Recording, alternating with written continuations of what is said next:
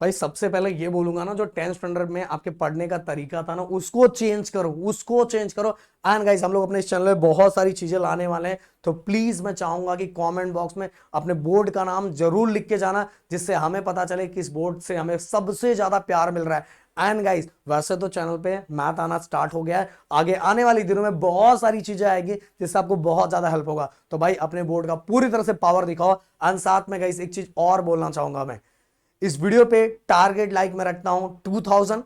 And साथ में इस चैनल पे 200 के सब्सक्राइबर होने के बाद मैं आप लोगों का साइंस भी स्टार्ट करने वाला हूं गाइस। तो भाई अब तो हर बच्चा प्लीज चैनल को सब्सक्राइब करके लाइक करके जरूर जाएगा। अब तो मैंने आप लोगों को रिटर्न गिफ्ट दे दिया। अब बात करते गाइस कि देखो, आपको ये दिमाग में रख लेना है कि आपके पास बस 3 महीने बचे हुए, 3 मंथ बचा हुआ है। तो आप सभी को अपने सिलेबस के बारे में प्रॉपर तरीके से नॉलेज ले लेना है कि भाई कौन से सब्जेक्ट में क्या है, कौन से सब्जेक्ट में क्या है, किस में क्या है, और हमारे एग्जाम पॉइंट ऑफ व्यू क्या जरूरी है और किस तरह के क्वेश्चंस पूछे जाते हैं, ये हमें पता रहना चाहिए। इवन गाइस मैं बताना चाहूंगा, हर चीजों का कॉन्सेप्ट, आप अगर 10th स्टैंडर्ड के अंदर बहुत सारी चीजें डायरेक्ट कर लेते थे, डायरेक्ट समझ ले लेते तो भी चल जाता था। बट गाइस यहां अगर कॉन्सेप्ट को नहीं समझोगे एंड डायरेक्ट बहुत सारी चीजें डायरेक्ट सॉल्व करने चले जाओगे, लास्ट में बहुत पछतावा फील होगा। बता रहा हूं, मैथ के अंदर बहुत सारे ऐसे टॉपिक है जिनके कॉन्सेप्ट को आपको समझना ही पड़ेगा। डायरेक्ट उठ के पीवाईक्यू करने चले जाओगे, एग्जाम्स के अंदर ना, बोर्ड एग्जाम जब आपका आएगा, आपका सेमेस्टर एग्जाम जब आएगा, आपकी हालत खराब हो जाएगी।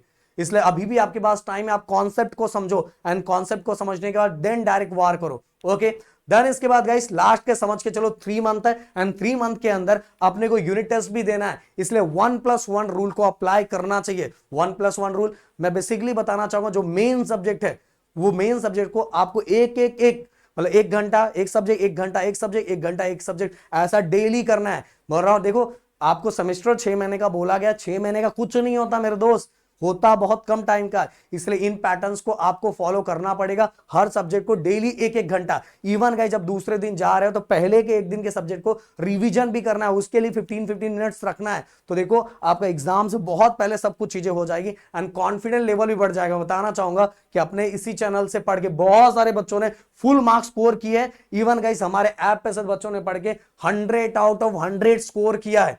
ऐसे ही कुछ बातें नहीं है भाई, ऐसे ही ये चैनल इतना फेमस नहीं है, इसलिए बोला जो चीजें बोल रहा हूं प्लीज उन चीजों को फॉलो करो।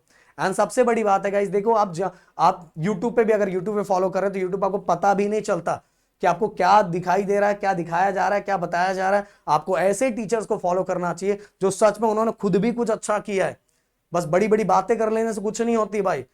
आप जाके देखो, चैनल को एनालाइज करो, जो राहुल सर आपको मैथ पढ़ाते हैं, खुद उन्होंने अपने यूनिवर्सिटी इंजीनियरिंग एग्जाम में खुद टॉप किया हुआ, वो वैसा बंदा आपको डिप्लोमा पढ़ा रहा है, डिप्लोमा का मैथ पढ़ा रहा है, बाकी सब्जेक्ट्स को कवर कर रहा है। तो इसलिए टीचर्स को भी एनालाइज करना बहुत जरूरी है, नहीं तो एट द लास्ट जब रिजल्ट आता है तो आपको बहुत बुरा फील हो जाता है।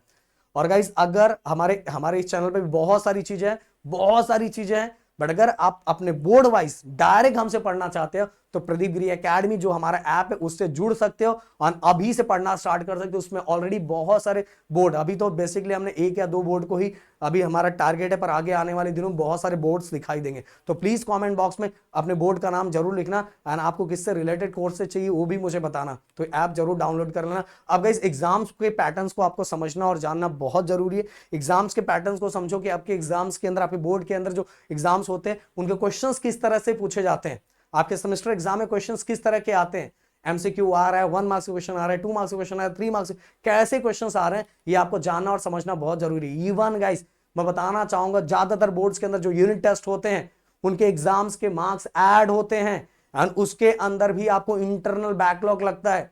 इसलिए आपको यूनिट टेस्ट को भी बहुत सीरियस होकर देना है, क्योंकि उन यूनिट टेस्ट ही आपका फाइनल जो परसेंट है वो बनने वाला है। ऐसे नहीं कि आप कुछ भी किए जा रहे हो, कुछ भी आपको फोकस नहीं, आप इस यूनिट टेस्ट को 10th और 12th के यूनिट टेस्ट की तरह कंसीडर कर रहे हो कि तरह भाई लास्ट में बोर्ड एग्जाम फोड़ देगा, नहीं भाई। यहाँ यूनिट टेस्ट जो फाइनल सेमेस्टर एग्जाम होने वाला है उसमें उसके मार्क्स ऐड किए जा सकते हैं, ज्यादातर जगह ऐसा ही होता है गाइस। इसलिए बोल रहे हैं इन चीजों को फोकस करना है एंड उन चीजों पे ध्यान रखना है। एंड गाइस जो हमारे ऐप पे कोर्सेज चल रहे हैं, अगर उससे रिलेटेड आपके मन में कुछ डाउट है तो डिस्क्रिप्शन में नंबर दिया, आप उसको कॉल कर सकते हो और पूछ सकते हो। मिलते हैं नेक्स्ट वीडियो में। Thank you so much guys, जय हिंद एंड जय महाराष्ट्र दोस्तों।